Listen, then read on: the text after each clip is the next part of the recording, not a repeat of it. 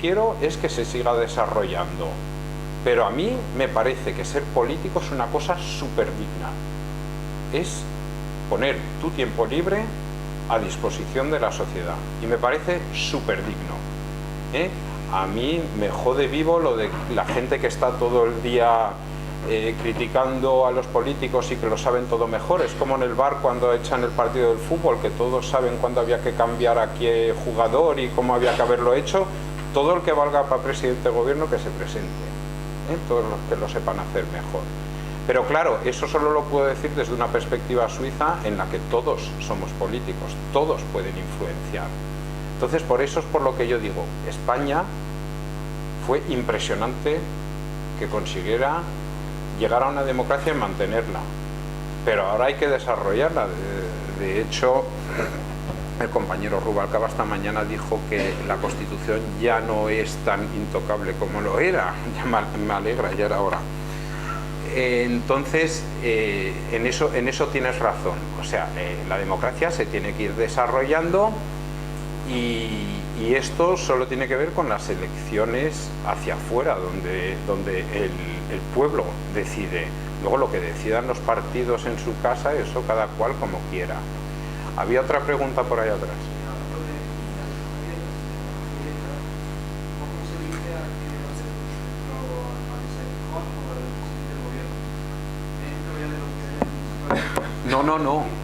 No. Hay una lista que se presenta para ministro y hay una lista que se presenta para diputado.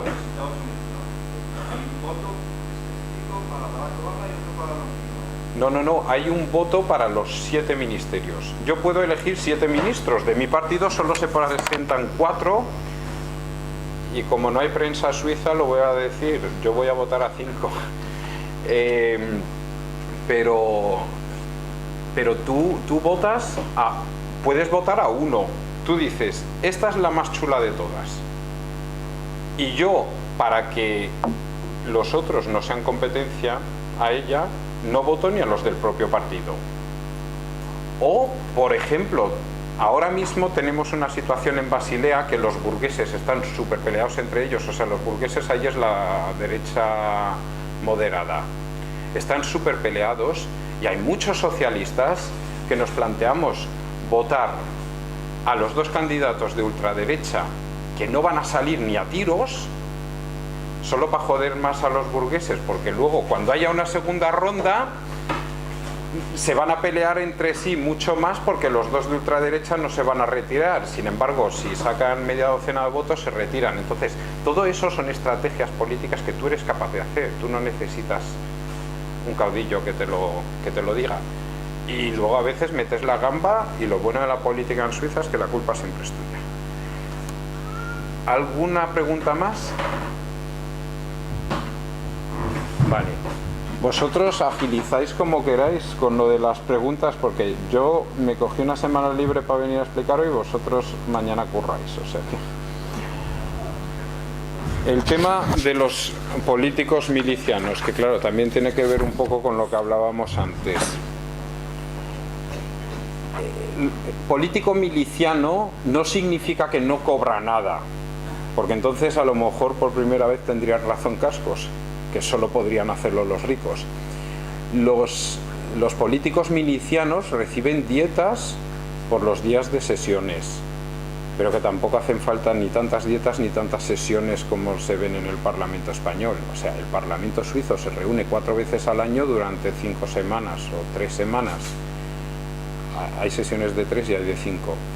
Y en el Parlamento de Basilea, si a mí me toca, tengo una sesión al mes, siempre el primer miércoles del mes,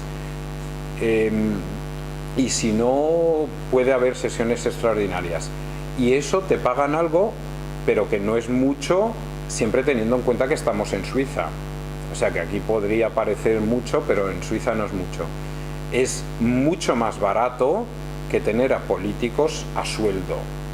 Y además es mucho más cercano a la ciudadanía. Primero, los políticos están en la vida real. O sea, tú vas al Parlamento y el que está sentado al lado tuya es tu ginecólogo y estuvo examinándote 2 días antes. O vas y el que está enfrente es el carnicero que te vendió el jamón ayer por la tarde. Entonces es mucho más cercano, mucho más la vida real.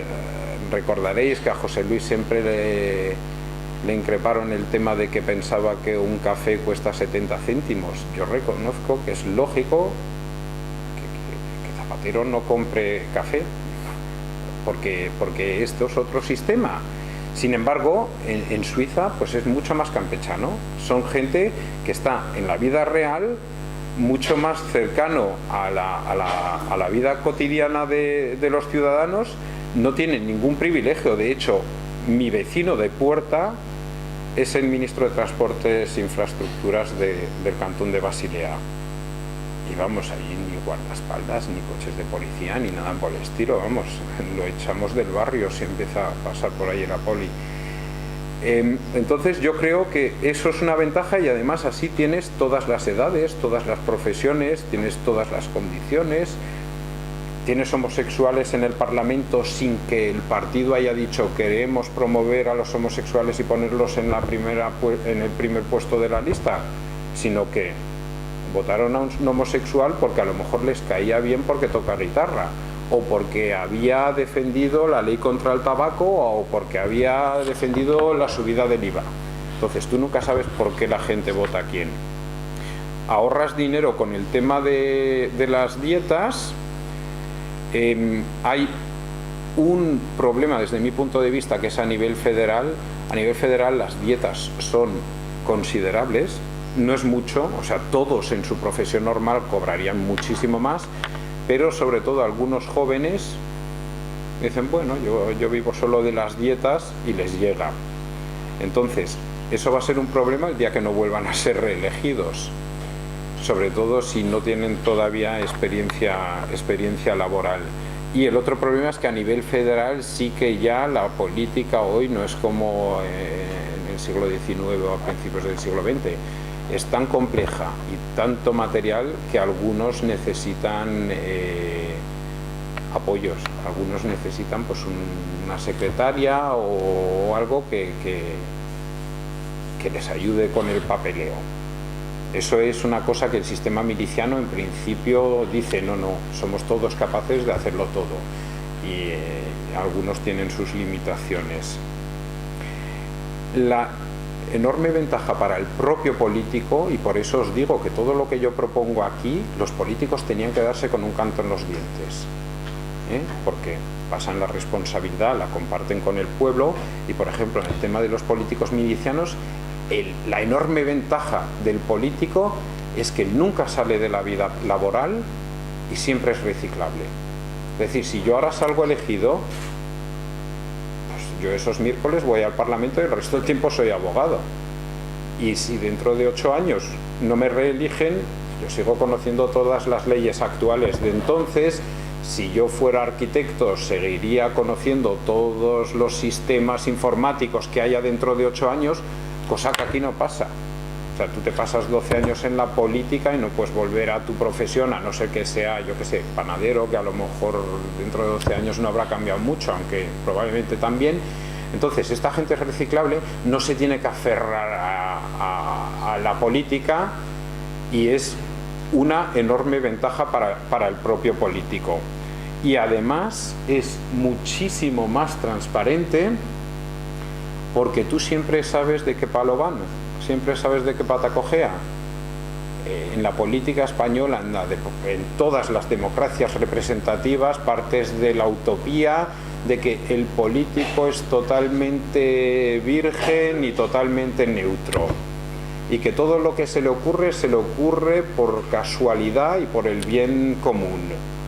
Sin embargo, en Suiza no. En Suiza, tú sabes, ese trabaja en tabacalera, entonces ya sabes más o menos por dónde van a ir los tiros.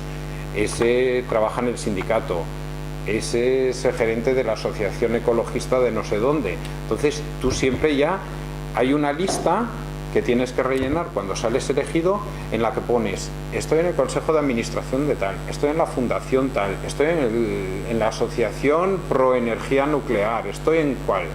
Y entonces, por eso yo digo que Suiza es el único país en el que no existe corrupción, porque la corrupción forma parte del sistema.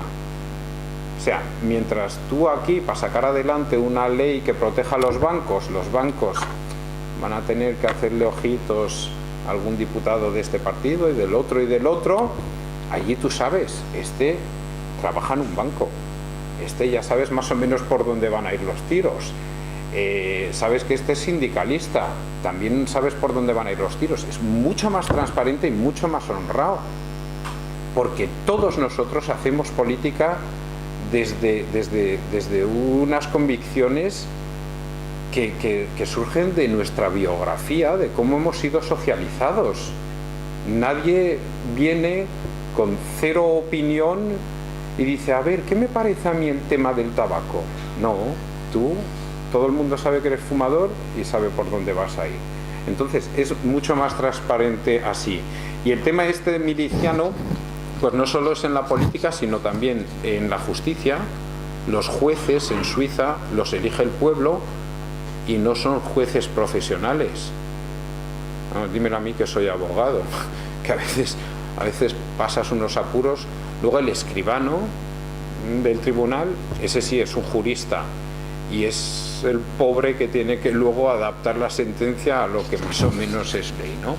Entonces ahí también no quieren que nadie destaque sobre otro. Los jueces, cualquiera vale para juez, tiene que poder leer las leyes e interpretarlas, por supuesto, pero y a nivel de tribunal federal sí tiene que ser jurista, tiene que haber estudiado derecho, pero no necesita ser ni abogado o sea, no hay profesión juez. Y lo mismo pasa en el ejército. En el ejército todos a los 18 años van 15 semanas a la mili, y luego los que valen hacen la escuela de suboficiales, y de ahí los que valen hacen la escuela de oficiales y luego van ascendiendo. Y los que no valen tanto, cada año van 2 semanas a la mili, vuelven a repetir la mili 2 semanas hasta que llegan a los 40 años. Y luego al final pues hay una cúpula del ejército que son 7 o 11, según qué niveles se cuenten, y en un caso de guerra entonces el Parlamento elige a uno de ellos como general. Son raros.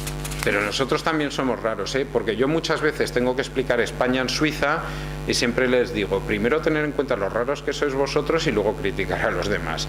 Y a vosotros os digo lo mismo, nosotros también somos raros de narices aquí en Asturias, entonces aceptemos que otros puedan ser igual de raros o más.